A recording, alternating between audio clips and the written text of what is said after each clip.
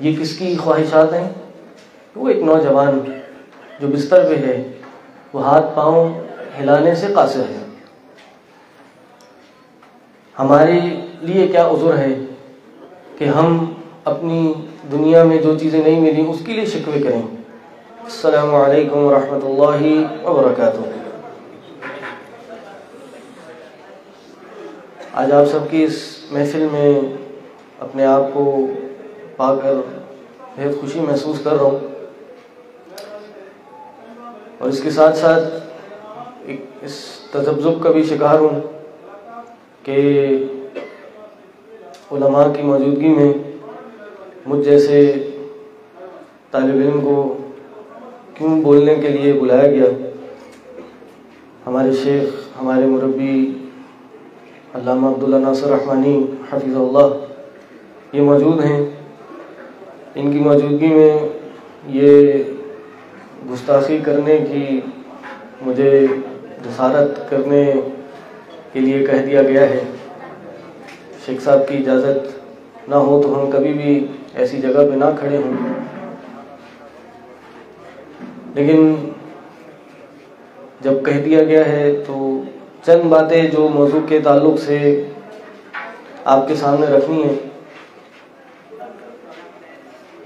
جو بھی اپنی زندگی سے مختصر سے ناقص سے علم سے ہم نے سیکھی، اور اپنے اساتذہ سے، علماء سے اور دیگر اور ساتھیوں سے جو سیکھی، وہ آپ کے سامنے رکھ دیں گے۔ اس کی تصدیق ہمارے علماء ہی کر سکتے ہیں۔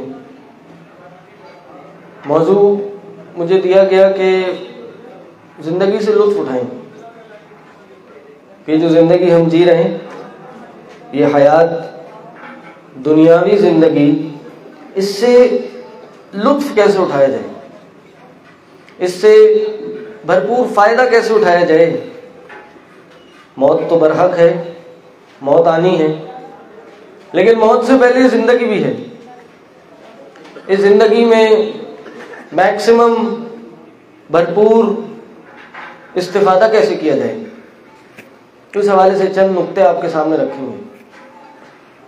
دیکھیں، یہ بات سمجھ لیجئے کہ کسی بھی کام کو کرنے کے لیے جو پریکٹیکل ہو، عملی چیز سے تعلق رکھتا ہو، زندگی ہماری عمل کا نام ہے،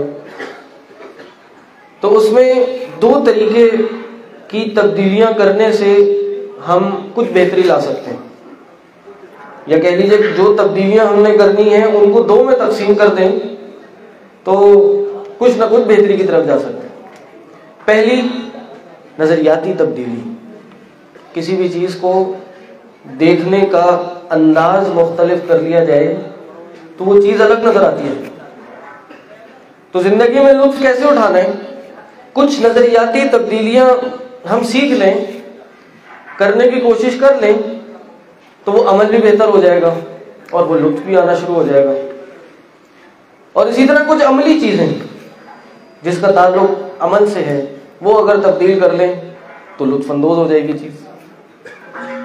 اچھا، میں اس سے پہلے کہ آپ کو یہ بتاؤں کہ کیا تبدیلیاں کرنی چاہیے، پہلے یہ بات ہمیں سمجھ لینی چاہیے کہ کسی بھی چیز کا لطف، کسی بھی چیز سے لطف اٹھانا یا کسی بھی چیز سے خوشی، مسرت، سکون محسوس کرنا، اس کا تعلق اس دماغ سے ہے، اس سر میں جو یہ بھیجا ہے اس سے ہے۔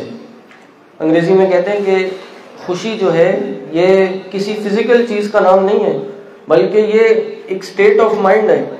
انسان نے اگر خوش رہنا ہے تو وہ اپنے ذہن کو تبدیل کر لے، وہ خوش ہو جائے گا۔ یہ ذہن ہی ہے جو انسان کو خوشی اور ناخوشی کی طرف لے کے جاتا ہے۔ مثال کے طور پہ ایک مثال دیتا ہوں، پھر اب موضوع کو لے کے چلیں گے۔ میں اگر اس ہال کو ابھی جیسے کھڑا ہوں انہی آنکھوں سے دیکھوں تو یہ ہال مجھے بڑا روشن نظر آئے گا، یہ لائٹیں سفید نظر آئیں گی، یہ جو قالین ہے یہ لال پیلا نظر آئے گا۔ لیکن یہی میں اگر نیلے چشمے پہن لوں، تیز رنگ کے نیلے بلو چشمے پہن لوں، تو کیا خیال ہے؟ اور پھر میں آپ سے کہوں کہ اس ہال میں جو لائٹیں ہیں وہ سفید نہیں، وہ نیلے رنگ کی ہیں، تو کیا آپ قبول کریں گے؟ نہیں کریں گے، کیونکہ کسی بھی چیز کی حقیقت کو تبدیل نہیں کیا جا سکتا، لیکن اس کے دیکھنے کے نظریے کو تبدیل کیا جا سکتا ہے۔ مجھے اگر اس کو دیکھنا ہے جیسے یہ ہے تو مجھے جس طرح دیکھنے کا حق ہے اسی طرح ہی دیکھنا ہے۔ یعنی میں اگر اس زندگی کو گزار رہا ہوں، میں اس زندگی کو جینا چاہ رہا ہوں، تو یہ زندگی میں میرے ساتھ جو واقعات ہونے ہیں یا ہو رہے ہیں، زندگی کی حقیقت ہے، میں اس کو تبدیل نہیں کر سکتا، بلکہ میں اس زندگی کو جس نگاہ سے دیکھ رہا ہوں میں اس کو تبدیل کر سکتا ہوں۔ اور سب سے بہترین نگاہ، سب سے بہترین چشمہ جو انسان اس دنیا کو دیکھنے کے لیے پہن سکتا ہے وہ آخرت کا چشمہ ہے، وہ آخرت کی نگاہ ہے، کہ میں اس دنیا کے حقائق کو جو میرے ساتھ ہو رہے ہیں، میں اس دنیا کی حقیقت کو جو میرے ساتھ جڑی ہوئی ہے اس کو تو تبدیل نہیں کر سکتا، لیکن جس طرح میں اس کو دیکھ رہا ہوں اس کو لازمی تبدیل کر سکتا ہوں۔ اور جب میں اس کو تبدیل کروں گا وہ دنیا مجھے مختلف نظر آنا شروع ہو جائے گی، جیسے یہ سفید لائٹ مجھے نیلی نظر آنا شروع ہو جاتی ہے۔ تو اس لیے ہمیں اپنا نظریہ صحیح کرنے کی ضرورت ہے، اور قرآن حدیث سب سے پہلے ہمارے نظریے پہ قائم کرتی ہے۔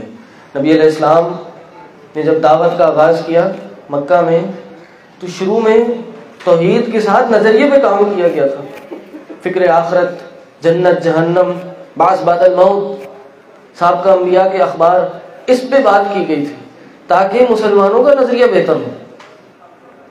تو انسان اس دنیا میں اگر لطف اندوز ہونا چاہتا ہے، اس دنیا سے، اس زندگی سے لطف اٹھانا چاہتا ہے، تو سب سے پہلا کام جو اس کو کرنا نا، اس کو اس دنیا کی حقیقت کو پہچان لینا ہے کہ یہ دنیا ہے کیا۔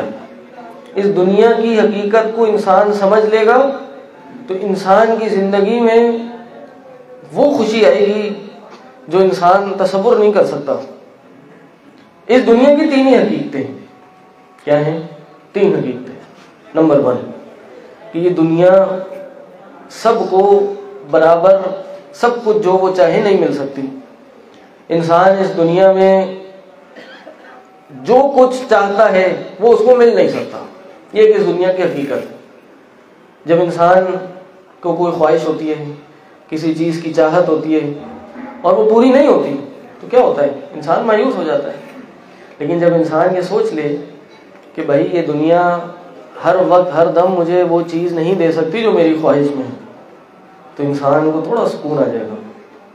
دوسرا یہ بھی سمجھ لیں کہ یہ زندگی انسان کو دنیا اگر مل بھی جائے تو کیا ہوتا ہے؟ اس دنیا کی جو نعمت انسان کو ملتی وہ چھن بھی جاتی ہے، چھن بھی جاتی ہے۔ قرآن کی آیت ہے، اعوذ باللہ من الشیطان الرجیم، وَلَنَبْلُوَنَّكُمْ بِشَيْءٍ مِّنَ الْخَوْفِ وَالْجُوعِ وَنَقْصٍ مِّنَ الْأَمْوَالِ وَالْأَنفُسِ وَالثَّمَرَاتِ، کہ ہم ضرور بالضرور تمہیں آزمائیں گے، ضرور بالضرور تمہیں آزمائش میں ڈالیں گے۔ کس چیز سے؟ بھوک سے اور خوف سے اور مال کی کمی سے اور ثمرات کی کمی سے اور جانوں کی کمی سے، یعنی اس دنیا کی نعمتیں مل کے بھی چھن جائیں گی۔ اللہ نے وَلَنَبْلُوَنَّ، طلباء علم اس بات کو جانتے ہیں کہ یہاں اللہ تعالیٰ نے 2 تاکیدیں لگائی ہیں، یعنی نبلو اگر صرف یہ بھی کہا جاتا تو معنی تو وہی مل جاتا، معنی تو بات تو پوری ہو جاتی، نبلو کہہ کے مقصد پورا ہو جاتا، لیکن یہاں اللہ نے پہلے تاکید لام کی لگائی، پھر اس کے بعد نون کی تاکید لگائی، اس بات کو ثابت کرنے کے لیے یا اس میں مزید تاکید پیدا کرنے کے لیے کہ ضرور بالضرور ہوگا، تمہاری زندگی میں آزمائش آئے گی، تمہاری زندگی میں پریشانی، تمہاری زندگی میں امتحان آئے گا، تیار ہو جاؤ اس کے لیے۔ اور کیوں نہیں آئے گا؟ اس کائنات کی سب سے عظیم ترین ہستیوں کو آزمائش میں ڈالا گیا، وہ ہے نا، نبی علیہ السلام نے فرمایا اشد الناس بلاء الانبیاء، سب سے زیادہ جن کو آزمایا گیا وہ کون تھے؟ انبیاء تھے، پھر ان کے بعد فلمسل فلمسل، پھر ان جیسے لوگ، پھر ان جیسے لوگ، یعنی یہ اس دنیا کی حقیقت ہے، اس کو ہمیں تسلیم کر لینا چاہیے۔ جس دن ہر کسی کی زندگی میں کوئی نہ کوئی موقع، کوئی نہ کوئی لمحہ ایسا آتا ہے یا آ رہا ہوتا ہے کہ جس میں انسان یہ کسی امتحان سے گزر رہا ہوتا ہے، کسی آزمائش کا شکار ہوا ہوا ہوتا ہے، تو اس دنیا کی اس حقیقت کو جتنا جلدی سمجھ لے گا انسان کو اتنا سکون آ جائے گا۔ اور تیسری حقیقت دنیا کی یہ ہے کہ انسان کو یہ دنیا جتنا مل جائے اتنا اس کی لذت کم ہوتی رہتی ہے، جتنا انسان کو یہ دنیا حاصل ہوتی رہتی ہے اتنا اس سے جو اطمینان و سکون ملتا ہے اتنا کم ہوتا رہتا ہے، اور اس کی مثالیں پھر اور بھی ہو سکتی ہیں۔ تو یہ پہلا ایک نظریاتی انسان تبدیلی لے اپنے اندر۔ دوسرا، کیا کرے جو انسان اس دنیا میں خوش ہونے کے لیے یا زندگی سے لطف اٹھانے کے لیے وہ کیا کام ہے جو وہ کرے۔ دنیا میں بڑے بڑے ایکسپرٹس ہیں جنہوں نے اس موضوع پہ لکھا ہے اور اس پہ تقاریر دی ہیں، بلکہ انگریزوں نے بھی یہ بات کہی ہے، انگریزوں نے بھی اس موضوع پہ بہت لکھا ہے۔ تو آپ جان کے حیران ہوں گے کہ جب ایک غیر مسلم، ایک کافر بھی اس موضوع پہ لکھتا ہے کہ زندگی میں خوش ہونے کے لیے یا زندگی سے لطف اٹھانے کے لیے سب سے پہلا کام کیا کرنا چاہیے، تو ایک کافر، ایک غیر مسلم پتہ ہے کیا لکھتا ہے؟ وہ لکھتا ہے کہ زندگی میں اگر آپ نے خوش ہونا ہے تو آپ جو کچھ آپ کے پاس ہے اس کو کافی اور شافی سمجھیں، اس پہ شکر ادا کرنے لگیں۔ جس دن آپ شکر کرنے لگیں گے آپ کی زندگی خوشیوں سے بھر جائے گی، آپ اپنی زندگی سے لطف اٹھانا شروع کر دیں گے۔ اور ہمارے نبی صلی اللہ علیہ وسلم نے 1400 سال پہلے یہ بات کہی تھی کہ عجباً لامر مؤمن، مومن کا معاملہ بڑا عجیب ہوتا ہے۔ کیا عجیب ہے اس میں؟ ان الامر کلہ خیر، اس کے تمام معاملات، ہر معاملے میں خیر بھری ہوتی ہے۔ کیا خیر بھری ہوتی ہے؟ کہا اذا اصابتہ السراء، جب بھی اس کو کوئی خوشی آتی ہے، جب بھی اس کو کوئی ایسا معاملہ آتا ہے جس سے وہ خوش ہو جاتا ہے، شکر، تو وہ شکر ادا کرتا ہے، وکان خیر اللہ، اور یہ اس کے لیے خیر بن جاتا ہے۔ اور جب کوئی چیز نہیں ہوتی، جب کوئی چیز چھن جاتی ہے، کوئی تکلیف آ جاتی ہے، فَإِذَا أَصَابَتْهُ الضَّرَّاءُ، جب کوئی پریشانی آ جاتی ہے، صبر، تو وہ صبر کرتا ہے اور یہ اس کے لیے خیر کا باعث بن جاتا ہے۔ تو یہ مومن ہے کہ جو انسان شکر ادا کرے۔ اگر انسان جتنا کچھ اس کے پاس ہے، زیادہ کی خواہش کرنا کوئی برا نہیں ہے اگر حلال ذرائع سے ہو اور حلال چیز کی خواہش ہو، لیکن جتنا ہو اس پہ شکر ادا کرنا بہت ضروری ہے۔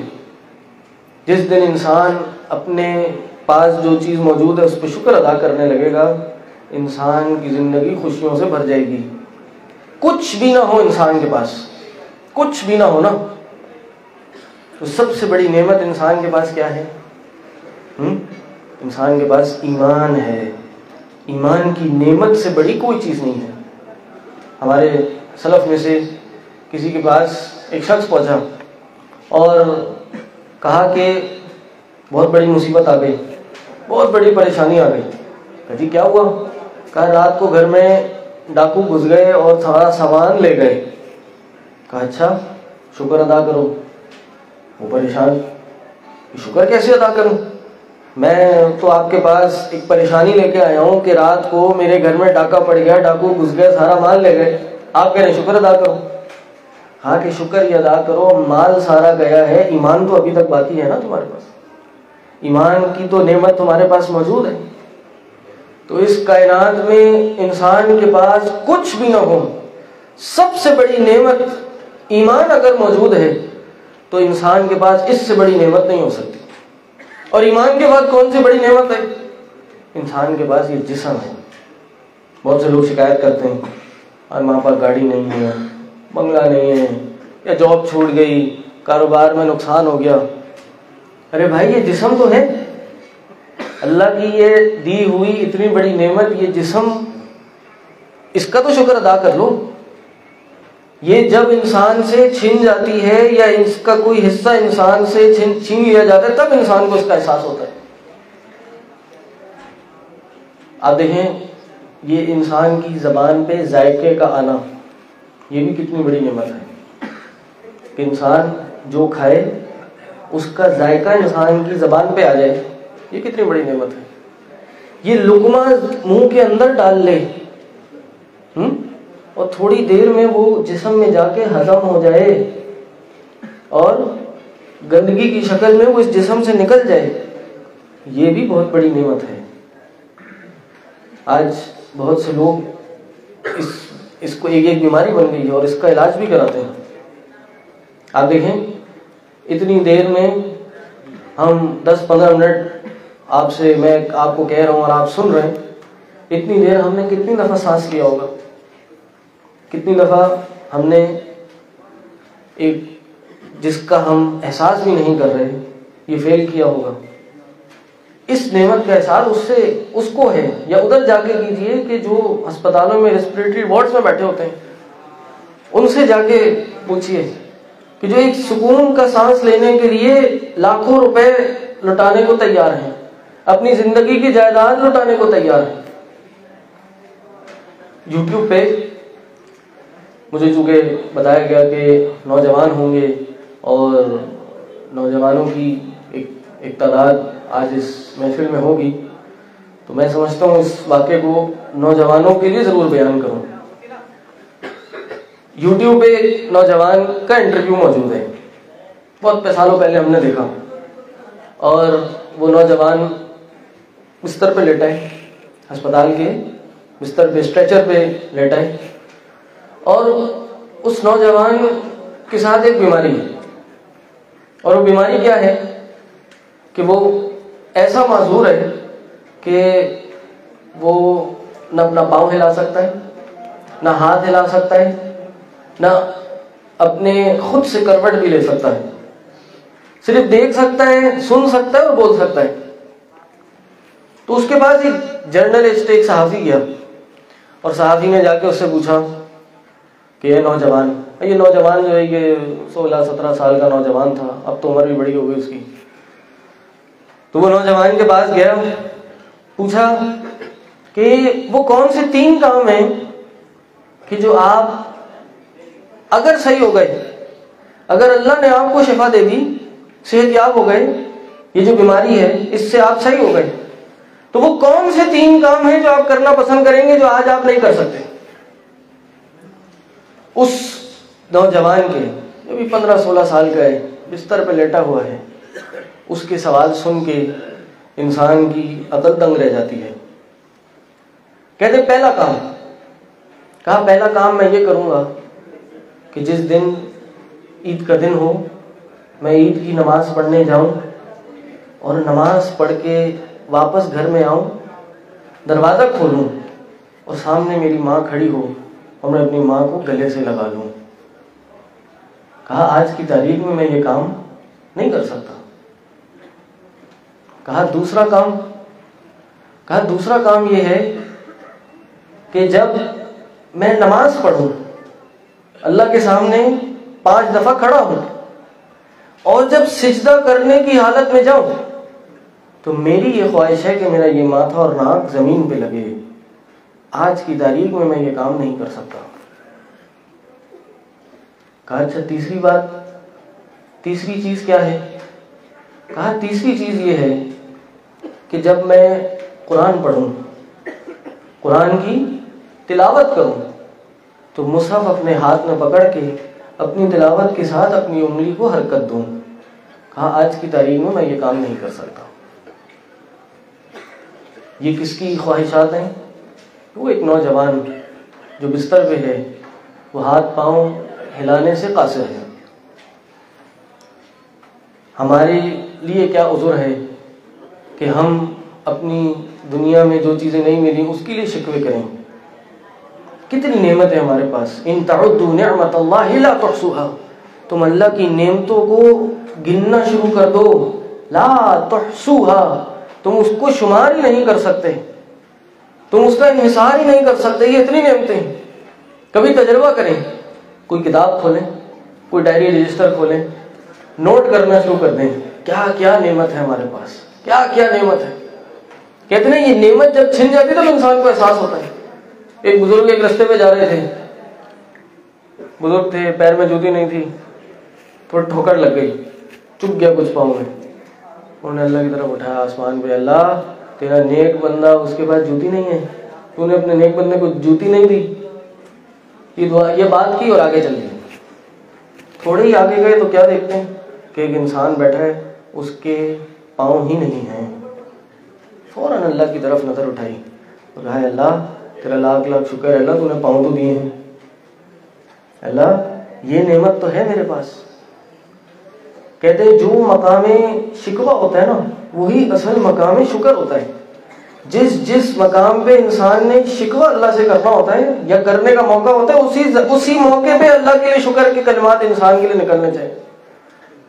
اللہ کے نبی صلی اللہ علیہ وسلم دعا کیا کرتے تھے کہ اللہ مجھے اپنا کثرت سے ذکر کرنے والا بنا دے، اللہ مجھے اپنا کثرت سے شکر گزار بنا دے، اللہم اجعلنی لک ذکارا، اللہ کثرت سے ایسا بنا دے میں تیرا شکر گزار بندہ بن جاؤں۔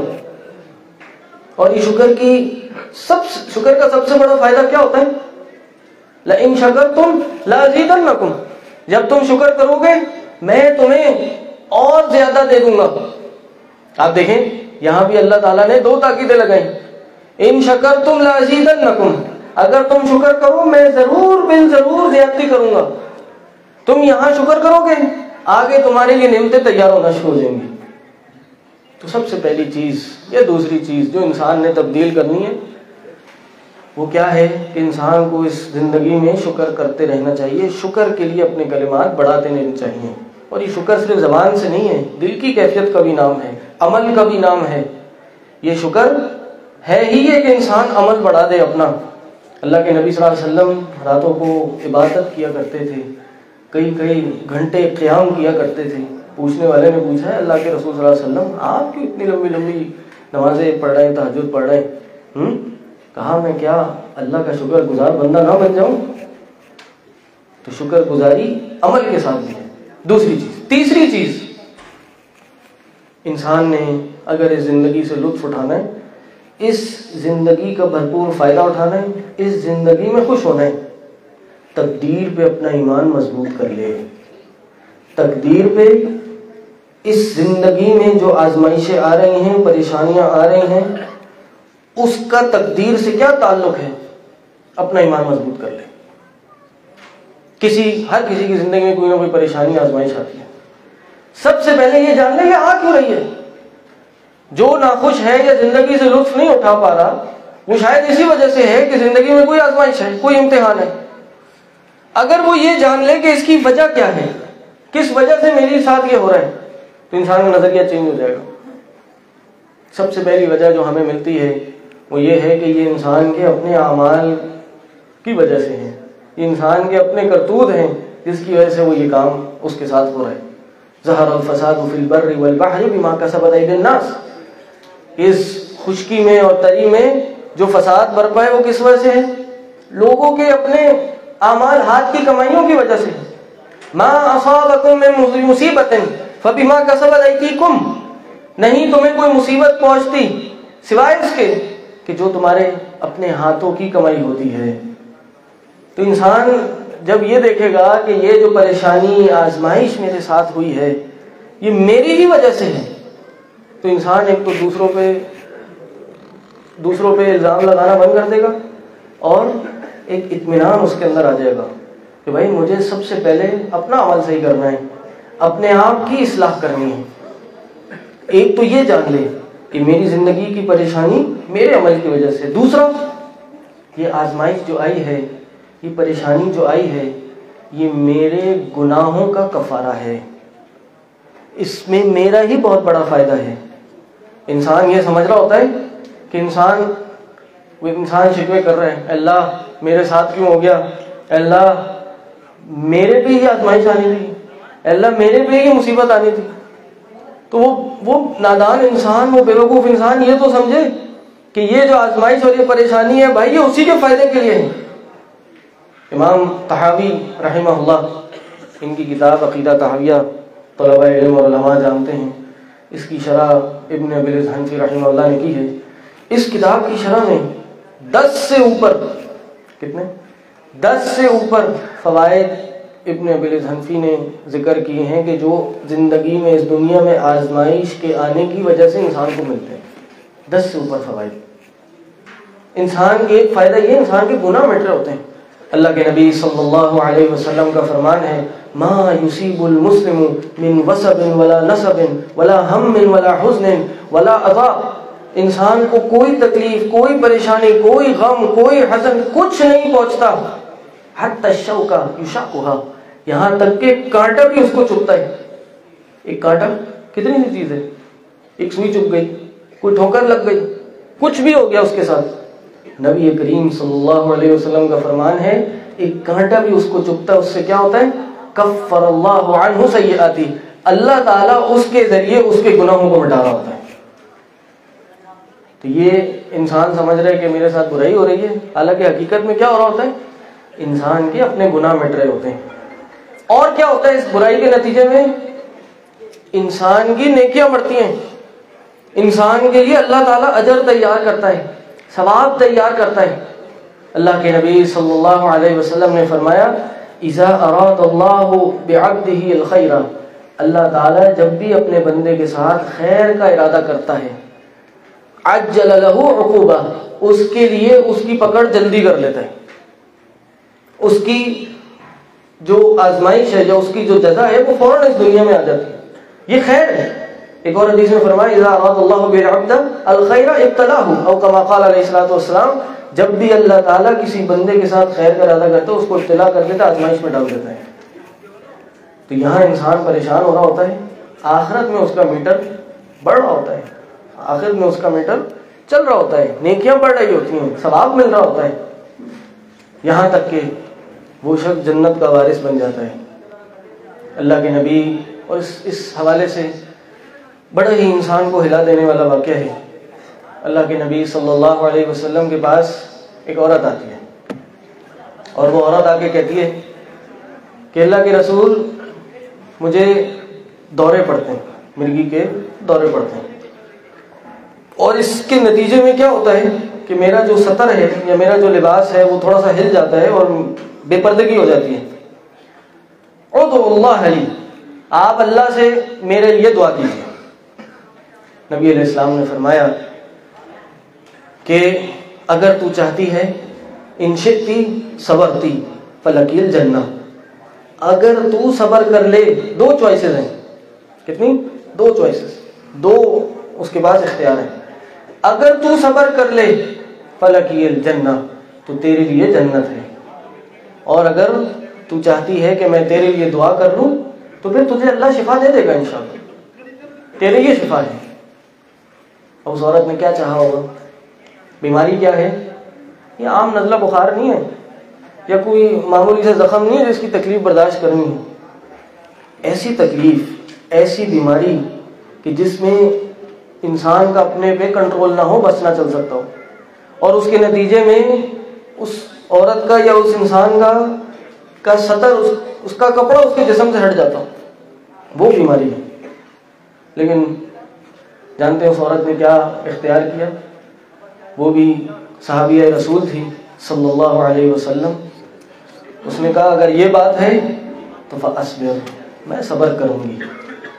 لیکن ہے اللہ کے رسول صلی اللہ علیہ وسلم اگر دعا کرنی، کم از کم میرے لیے یہ دعا کرتے ہیں کہ جب دوبارہ میرے ساتھ یہ معاملہ ہو تو میری بے پردگی نہ ہو، میرا لباس میرے سطر سے نہ ہٹے. اگر تو یہ معاملہ ہے صبر کرنے پہ جنت ملے گی، میں جنت حاصل کرنے کے لیے یہ آزمائش، یہ تکلیف برداشت کرنے کو تیار ہوں. لیکن اگر مجھے یہ معاملہ ہو، میرے ساتھ یہ معاملہ ہو، تو اللہ سے دعا کیجیے کہ میرا سطر نہ اپنی جگہ سے کھلے، واضح ہو. صاحب راوی کہتے ہیں کہ دوبارہ اس کے ساتھ یہ معاملہ ہوا اور اس کا سطر دوبارہ نہیں واضح ہوا، یعنی بے پردگی نہیں ہوئی.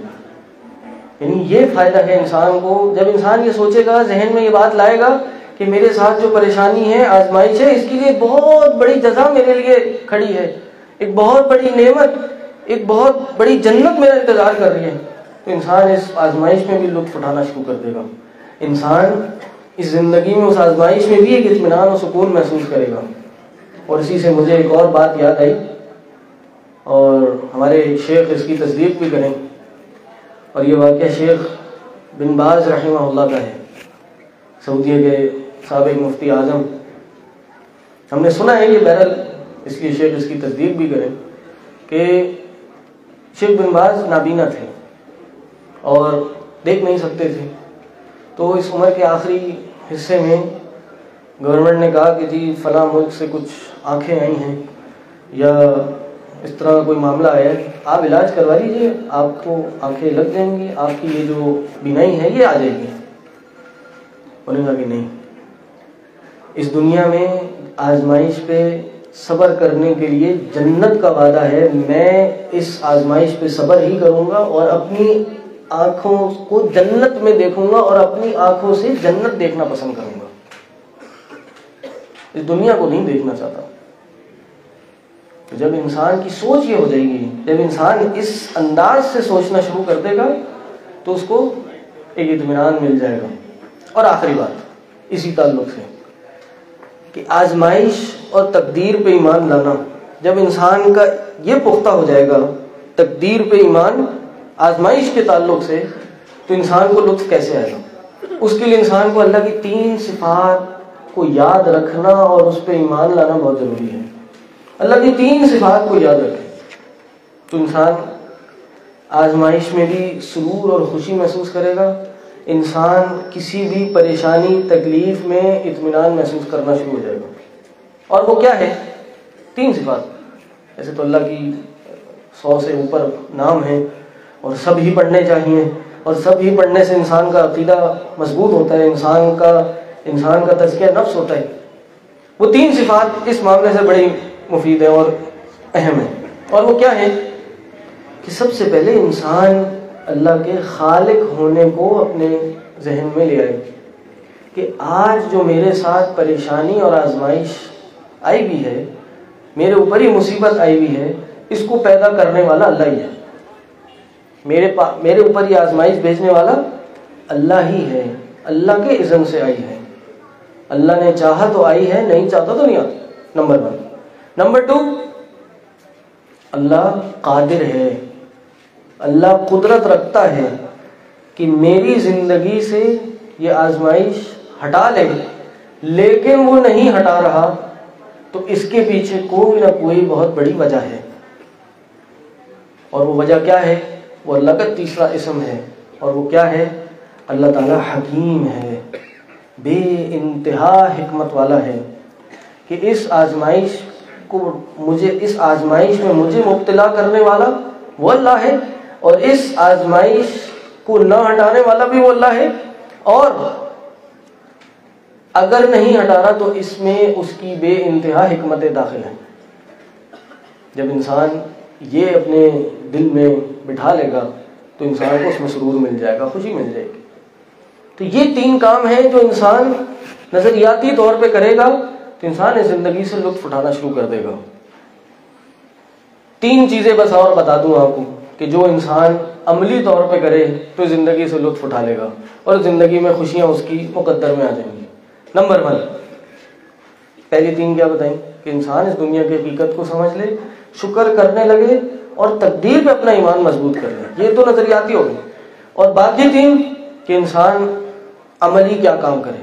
نمبر 1، لوگوں کی فکر کرنا چھوڑ دے، یہ سوچنا چھوڑ دے لوگ کیا کہیں گے، لوگ کیا محسوس کریں گے، خاندان میں ہمارا کیا ہوگا۔ امام شافعی رحمہ اللہ کا قول ہے۔ اچھا، یہ لوگ کیا کہیں گے، یہ اس پیرائے میں کہ جب انسان لوگوں کو خوش کرنے کے لیے اپنے پہ بوجھ لادنا شروع کر دے، اس فکر کے لیے انسان کے لیے امام شافعی رحمہ اللہ کا یہ قول کافی ہے۔ کیا کہا؟ رضا الناس غایۃ لا تدرک، لوگوں کو خوش کرنا یہ ایک ایسا مقصد ہے، ایک ایسی انتہا ہے، لا تدرک، یہ کبھی نہیں پائی جا سکتی، اس انتہا تک انسان کبھی پہنچ ہی نہیں سکتا، سب کو آپ کبھی خوش کر ہی نہیں سکتے۔ آپ اگر یہ چاہ لیں کہ میری زندگی میں ہر بندہ خوش ہو جائے، جو میرے ارد گرد ہے، اوپر نیچے سیدھے الٹے سب خوش ہو جائیں، تو سب سے بڑا ناخوش انسان آدمی خود ہوگا۔ امام شافعی کہتے ہیں رضا الناس غایۃ لا تدرک ورضا اللہ غایۃ لا تترک، کہ اللہ کو راضی کرنا یہ ایک ایسا مقصد ہے، یہ ایک ایسی انتہا ہے جس کو کبھی چھوڑا نہیں جا سکتا۔ کہا جس چیز کو چھوڑا نہیں جا سکتا اس کو پالو، اس کو لے لو، اور جس چیز کو پایا نہیں جا سکتا اس کو چھوڑ دو۔ یعنی لوگوں کو خوش کرنے نکلو گے، سب سے زیادہ ناخوش انسان تم خود ہی ہو جاؤ گے۔ ایک کام یہ۔ دوسرا کام، اور یہ طلبہ علم کے لیے بھی، علماء کے لیے بھی، اور ہر عام بندے کے لیے، کہ زندگی میں اگر حقیقی لطف انسان اٹھانا چاہتا ہے تو وہ، اور کوئی عملی کام کرنا چاہتا ہے جو روز کرے، وہ کیا ہے؟ رات کو اٹھ کے 2 رکعت نماز ضرور پڑھے، تہجد کا اہتمام کرے۔ یہ وہ عبادت ہے، یہ وہ عمل ہے کہ جس کو یہ کرنے کی عادت لگ گئی وہ شخص اس کے بغیر رہ نہیں سکتا۔ اللہ کے نبی صلی اللہ علیہ وسلم نے فرمایا افشوا السلام، سلام کو عام کرو، وَاطْعِمُوا الطَّعَامَ، کھانا کھلاؤ لوگوں کو، صلوا باللیل والناس نیام، رات کو جب لوگ سو رہے ہوں تو اللہ کے لیے نماز پڑھا کرو۔ اس کا رزلٹ کیا ہوگا؟ تدخلوا الجنۃ بسلام، سلامتی کے ساتھ تم جنت میں چلے جاؤ گے، او کما قال علیہ الصلوۃ والسلام۔ یہ وہ عمل ہے اتنا خوبصورت، رات کو سب سو رہے ہوں، خاموشی ہو، انسان قرآن اٹھائے، جتنا قرآن اس کو یاد ہو وہ اللہ کے سامنے پڑھنا شروع کر دے۔ یہ وہ وقت ہے، اللہ تعالیٰ نے، اللہ کے نبی صلی اللہ علیہ وسلم نے فرمایا کہ اللہ تعالیٰ آسمان دنیا پہ نزول فرماتا ہے رات کے آخری پہر میں۔ یہ خاص وہ وقت ہے، پوچھتا ہے بندے تو مانگ مجھ سے، کیا مانگتا ہے میں تجھے عطا کروں؟ ہے کوئی جو مجھ سے مغفرت طلب کرے میں اس کو معاف کروں؟ ہے کوئی جو مجھ سے مانگنے والا ہو میں اس کو عطا کروں؟ یہ وہ وقت ہے۔ ہم دنیا کی خوشیوں کے پیچھے سارا دن بھاگ دوڑتے ہیں، دنیا میں کامیابی پانے کے لیے سارا دن محنت کرتے ہیں، 10 گھنٹے، 12 گھنٹے، 16 گھنٹے کام کرتے ہیں، نوکری کرتے ہیں۔ یہ 2 رکعت نماز، یہ وہ 15 منٹ، وہ آدھا گھنٹہ، یہ اس کامیابی کی کنجی ہے، چابی ہے۔ اس کو پڑھ لو، اس کا اہتمام کر لو۔ اور یہ میں آپ کو بتاؤں، اللہ ہی جو یہ کام کرے، باقاعدگی سے کرے، پورا دن جو اطمینان اور سکون اس کو میسر آئے گا، یہ اطمینان اور سکون لاکھوں کروڑوں روپے سے کمائی ہوئی چیز اس کو نہیں عطا کر سکتی۔ دنیا ایک طرف ہو جائے اور یہ رات کا قیام باقاعدگی سے اس کو نصیب ہو جائے، یہ دنیا ہلکی ہے اور یہ قیام بھاری ہے۔ تو انسان اس کا اہتمام کرے۔ اللہ کے نبی صلی اللہ علیہ وسلم کی حدیث ہے، امام بہقی رحمہ اللہ اس حدیث کے راوی ہیں، اور شیخ البانی رحمہ اللہ نے اس کو صحیح کہا ہے، اور بڑی انسان کی روح کو سکون دینے والی حدیث ہے۔ جب انسان یہ سوچ کے رات کا قیام کرے گا نا، وہ جو کیفیت آئے گی وہ انسان کو نصیب نہیں ہو سکتی۔ سنیں، کہتے ہیں اللہ کے نبی صلی اللہ علیہ وسلم نے فرمایا جب انسان رات کو 2 رکعت نماز کے لیے کھڑا ہوتا ہے اور قرآن پڑھنا شروع کرتا ہے تو ایک فرشتہ اس کے پیچھے آ کے کھڑا ہو جاتا ہے اور اس قرآن کو کان لگا کے سننا شروع کر دیتا ہے، یہاں تک کہ وہ قرآن پڑھتا رہتا ہے، پڑھتے پڑھتے وہ فرشتہ اس کے آگے آ جاتا ہے، وہ قرآن پڑھتا رہتا ہے اور پڑھتے پڑھتے وہ فرشتہ اپنے ہونٹوں کو اس کے ہونٹ سے لگا لیتا ہے، اور وہ قرآن پڑھتا رہتا ہے یہاں تک کہ وہ جو قرآن پڑھتا ہے وہ اس فرشتے کے اندر داخل ہو جاتا ہے۔ یہ کیفیت ہوتی ہے کہ جب انسان رات کو اٹھ کے نماز پڑھتا ہے۔ نبی علیہ السلام نے فرمایا کہ رات کو قیام اللیل کیا کرو، فَإِنَّهُ دَأْبُ الصَّالِحِينَ مِن قَبْلِكُمْ، یہ تم سے پہلے نیک لوگوں کا طریقہ تھا۔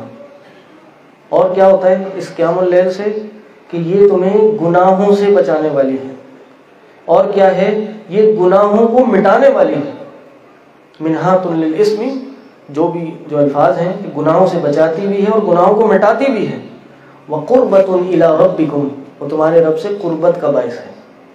اس سے زیادہ اللہ کے قریب بندہ کسی اور حالت میں شاید نہیں ہو سکتا۔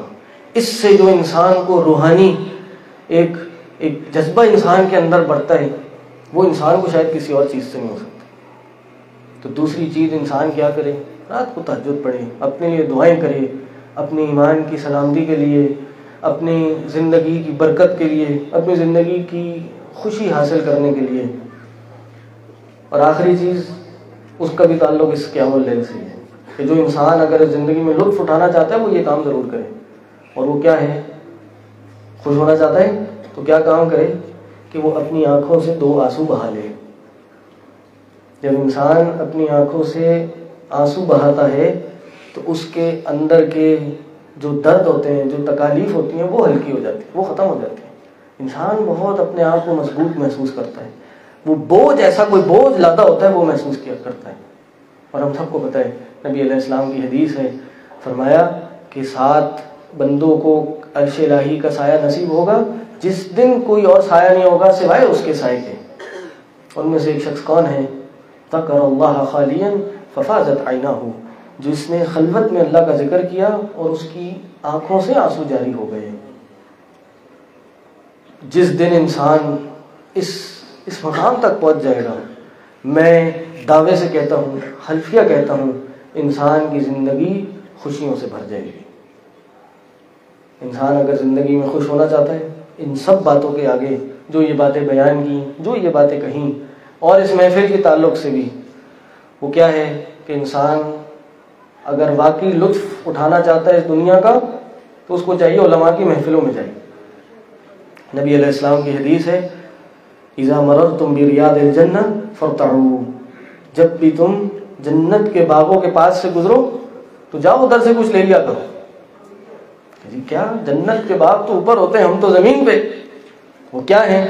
کہا حلق الذکر، ذکر کی محفلیں ہیں. ذکر کی محفلیں کیا ہیں؟ یہ علماء کی مجالس، یہ تعلیم و تعلم کی محفلیں. یہ ہے اصل جنت. انسان، یہ دنیا کی جنت ہے. تو انسان جب اس دنیا کی جنت کو حاصل کر لے گا کیا ہوگا؟ انسان اس زندگی سے بھرپور لطف اٹھائے گا، انسان کی زندگی خوشیوں سے بھر جائے گی. آخری بات کر کے اپنی بات کو ختم کروں گا. میں 2 دن پہلے ایک عالم دین کی ویڈیو دیکھ رہا تھا، 1 منٹ کی تھی. انہوں نے کہا کہ میری زندگی کا سب سے جو بہترین فیصلہ تھا نا، کہتے ہیں وہ کیا تھا پتہ ہے آپ کو؟ دنیا کا بہترین فیصلہ وہ یہ تھا کہ میں عربی زبان سیکھ لوں، عربی زبان سیکھ لوں اور عربی کتابیں پڑھنا شروع کر دوں. کہا اس کے نتیجے میں کیا ہوا؟ کہا میں نے امام ابن قیم، امام ابن تیمیہ کی کتابوں کو پڑھنا شروع کر دیا. کہتے ہیں واللہ جو لطف مجھے ابن قیم کی، ابن تیمیہ کی کتابیں پڑھنے سے ملتا ہے دنیا کی کسی چیز میں نہیں ملتا. کہا واللہ، اور یہ لطف عربی زبان کے علاوہ کسی اور زبان میں نہیں مل سکتا. ان کی کتابوں سے صحیح معنوں میں اخذ اگر کوئی کر سکتا ہے تو وہ کر سکتا ہے جو عربی دان ہو، عربی سمجھتا ہو. کہا مجھے دنیا کی سب چیزیں مل جائیں، دنیا کا تمام مال و متاع مل جائے، میں اس کو لینے کو تیار نہیں ہوں، لیکن مجھے یہ ابن قیم، ابن تیمیہ کی کتابیں زیادہ عزیز ہیں. کہا یہ میرے لیے زیادہ محبوب ہے. اللہ سے دعا ہے جو کہا جو سنا اس پہ ہم سب کو عمل کرنے کی توفیق عطا کرے. اللہ تعالیٰ اس محفل کو بابرکت بنا دے. اللہ تعالیٰ ہم سب کو اس زندگی سے بھرپور لطف اٹھانے کی توفیق عطا کر دے. اللہ تعالیٰ ہمیں دنیا آخرت دونوں کی خوشیاں نصیب فرمائے. اللہ تعالیٰ ہمیں اپنے علماء سے، ہمیں اپنے اساتذہ سے استفادہ کرنے کی توفیق عطا کرے. اللہ تعالیٰ آج یہ طالب علم میرے بھائی آج اس محفل کی رونق ہیں، آج ان کی محفل تخرج ہے. اللہ تعالیٰ ان سب کو دنیا اور آخرت کی کامیابیاں نصیب فرمائے. اللہ تعالیٰ ان سب کو اپنے اساتذہ کے لیے، بڑوں کے لیے صدقہ جاریہ بنا دے. وآخر دعوانا الحمدللہ رب العالمین. سبحانک اللہ